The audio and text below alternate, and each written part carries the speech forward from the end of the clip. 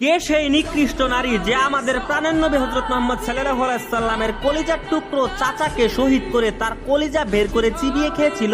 উহুদের সেই মৃত্যুপুরীতে যখন আমাদের প্রাণের নবী হযরত মুহাম্মদ সাল্লাল্লাহু আলাইহি সাল্লামের চাচা হামজা রাদিয়াল্লাহু তাআলা আনহু বীরের মতো যুদ্ধ করছিলেন এবং লক্ষ লক্ষ কাফেরদেরকে হত্যা করে এগিয়ে যাচ্ছিলেন কাফেরদের ঘাঁটির দিকে, তখন আবু সুফিয়ানের স্ত্রী হুদবা বিনতে উতবাহের নির্দেশে ঘাতক ওয়াহশী পেছন থেকে এক বল্লম ছুঁড়ে মারেন এই বীর সৈনিকের পেছনে। তখন সেই বীর সেনাপতি বীরের মতো শহীদ হয়ে লুটিয়ে পড়লেন উহুদের ময়দানে। তখন এই নিকৃষ্ট নারী প্রতিশোধের নেশায় হামজা রাদিয়াল্লাহু তাআলা আনহুর বুক চেরে কলিজা বের করে সেই কলিজা চিবিয়ে খেয়েছিল। যখন আমাদের প্রাণের নবী হযরত মুহাম্মদ সাল্লাল্লাহু আলাইহি সাল্লাম তার প্রাণের চাচার লাশের এই বিভৎস অবস্থা দেখেন, তখন তিনি কান্নায় লুটিয়ে পড়েন সেই বালিতে। তিনি অবুঝ শিশুর মতো এতটাই চিৎকার করেছেন, তার চিৎকারে পুরা উহুদের ময়দান যে কেঁপে উঠেছিল।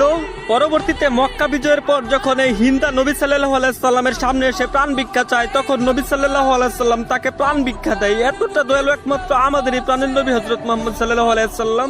তুমি যদি আমার কলিজার নবী সাল্লাল্লাহু আলাইহি সাল্লামকে ভালোবাসো তাহলে অবশ্যই একটি কমেন্টে লিখো আই লাভ মুহাম্মদ এবং চ্যানেলটি সাবস্ক্রাইব করো।